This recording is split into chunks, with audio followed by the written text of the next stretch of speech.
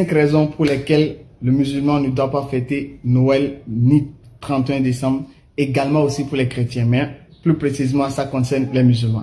Alhamdulillah. Première raison, numéro 1, aucun verset biblique ne dit de fêter Noël ni 31 décembre ni 1er janvier. Il n'y a pas ce verset qui existe qui dit de fêter Noël ou janvier. Ça n'existe nulle part dans la Bible. Deuxième raison, Jésus-Christ, que la paix de Dieu soit sur lui, il n'a jamais célébré Noël ni janvier. Sa mère, Marie, qui a accouché son enfant, n'a jamais dit qu'elle doit célébrer l'anniversaire de naissance de son enfant. Donc Marie n'a jamais fêté Noël ni 31 janvier. Les apôtres de Jésus n'ont jamais fêté 31 ni Noël, n'ont jamais fêté. Les disciples de Jésus-Christ, ils n'ont jamais fêté Noël ni 31, jamais de la vie. Et aucun personnage de la Bible n'a jamais célébré la naissance de Jésus ou bien la fin d'année grégorienne. Ça n'existe nulle part. Pourtant, les fins d'année se sont succédées à leurs yeux. Mais pourquoi eux-mêmes n'ont-ils jamais fêté? Donc, s'ils ne l'ont pas fait, ce n'est pas nous qui viendrons le faire. Donc, ça veut dire deux raisons. Troisième raison, le calendrier même que nos amis chrétiens nous présentent pose un problème. Pourquoi? Parce qu'ils nous disent que Jésus-Christ, que la paix d'Allah soit sur lui, il est né un 25 décembre. Alors qu'ils nous ont dit le référentiel du calendrier grégorien, c'est-à-dire on a commencé par compter premier jour du mois et de l'année à partir de la naissance de Jésus. Donc c'est la naissance de Jésus qui représente le premier jour du calendrier qu'on utilise actuellement, qui est, nous sommes en 2024. Voilà. Maintenant, si le premier jour du calendrier est le jour de naissance de Jésus, mais le premier jour du calendrier là, c'est 1er janvier, non? Mais comment ça se fait que le jour de naissance de Jésus soit 25 décembre? Alors que normalement, c'est le 1er janvier là qui doit être le premier jour du calendrier, qui doit être aussi le jour que Jésus est né. Mais on voit que le premier jour du calendrier, c'est 1er janvier. Mais vous dites que c'est à partir de la naissance de Jésus, on a compté. Mais la naissance de Jésus, c'est 25 décembre. Donc vous voyez déjà que là même, c'est bizarre, c'est flou. Donc le musulman ne se met pas dans ce qui est flou. Et c'est pourquoi on dit, on reconnaît une erreur par son incohérence. Donc, ce qui veut dire que c'est encore une raison pour laquelle on ne doit même pas se mêler de cette fête parce que c'est incohérent. Et le musulman ne se met pas dans ce qui est incohérent.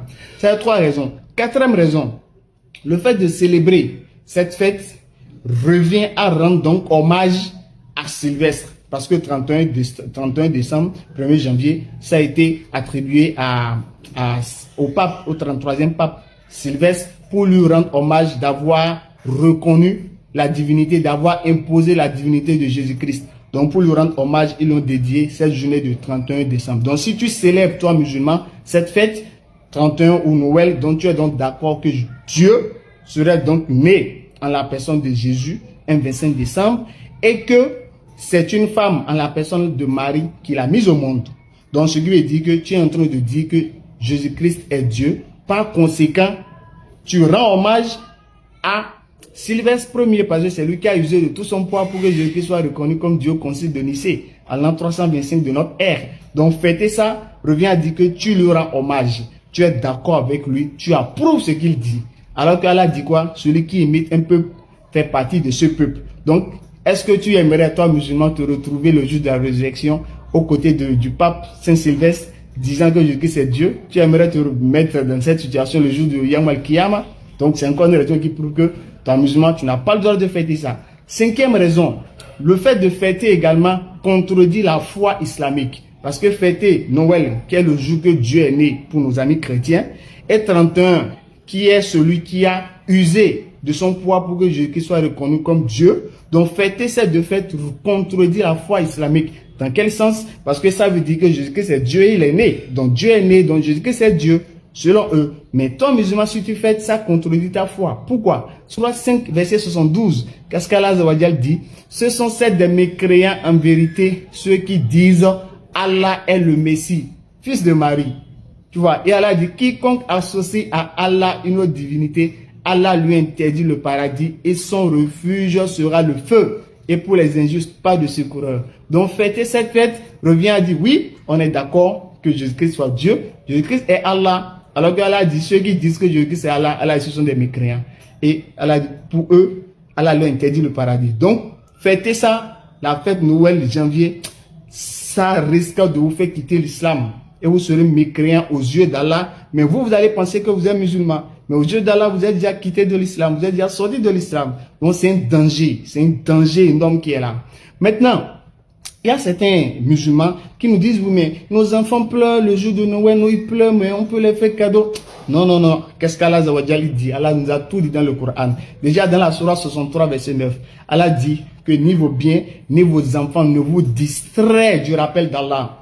Faut pas que tes enfants vont te distraire et tu vas oublier la parole d'Allah. Non. Également dans la Sourate 64, au verset 15, Allah dit, vous avez dans vos biens et dans vos enfants une tentation. Donc, si tu ne sais pas faire et que tu suis le plaisir de ton enfant, ça risque d'être grave pour toi. Alors que dans la Sourate 66, au verset 6, Allah dit quoi? Allah dit, oh vous qui avez pu préserver vos personnes et vos familles d'un feu. Donc, ton enfant, oui, il pleure, mais, et après, tu le calmes, c'est ton enfant. Est-ce que tu vas suivre le plaisir de l'enfant et tomber dans la désobéissance et encourir la colère d'Allah? Non. Donc, ton enfant, oui, mais Allah d'abord. Parce que c'est Allah qui t'a donné l'enfant. S'il pleure, il va se calmer. Après, tu vas l'expliquer. Et demain, si vous l'avez bien inculqué la bonne éducation islamique, il n'aurait jamais crié le jour de fête qui n'est pas la sienne. Jamais.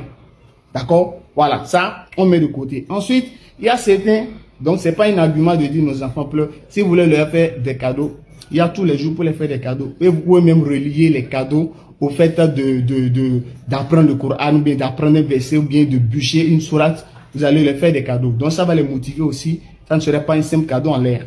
D'accord? Voilà. Donc on peut les faire des cadeaux, mais pas forcément le jour de Noël. On a tous les jours pour les faire des cadeaux à nos enfants. Voilà. Il y a certains qui disent, mais Noël, oui, d'accord, Noël, d'accord, ça ne nous concerne pas, mais 31 décembre, c'est la fin d'année, ça concerne tout le monde. Non, non, non, c'est pas comme ça. La fin d'année concerne tout le monde, mais nous, quand nous fêtons, quand nous sommes à notre fin d'année, est-ce qu'ils viennent, ils célèbrent ça avec nous? Non. Est-ce que vous n'avez pas vu les musulmans faire Tabaski? Il y a chrétiens qui disent, oui, nous, chrétiens, on va célébrer Tabaski avec les musulmans. Non. Donc, à chacun sa religion. D'accord? Donc, c'est pas un argument. Quand nous on fête notre Tabaski, il n'y a pas une Tabaski chrétienne. Les chrétiens nous disent pas, bon, comme ils fêtent, on va les accompagner. Non. Donc, nous aussi, on n'a pas de raison de les accompagner, encore que ceux qui disent qu'il n'y a pas de preuve pour les fêtes là. Maintenant, pour terminer, il y a certains qui croient que l'islam est radical. Pour dire non, pourquoi l'islam nous interdit de fêter? Non, l'islam n'interdit pas aux musulmans de fêter. Mais l'islam réglemente les fêtes.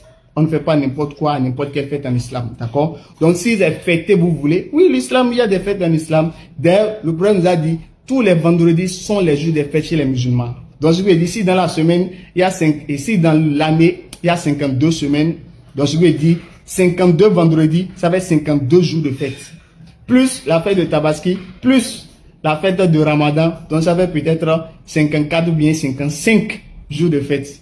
Donc, si musulman, tu aimes fête, cherchez en islam, ça fait 54, au moins 54 jours de fête.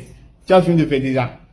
Donc, j'espère que cette vidéo vous aurait été utile, bénéfique et profitable. Donc, lakum dinukum waliyadin.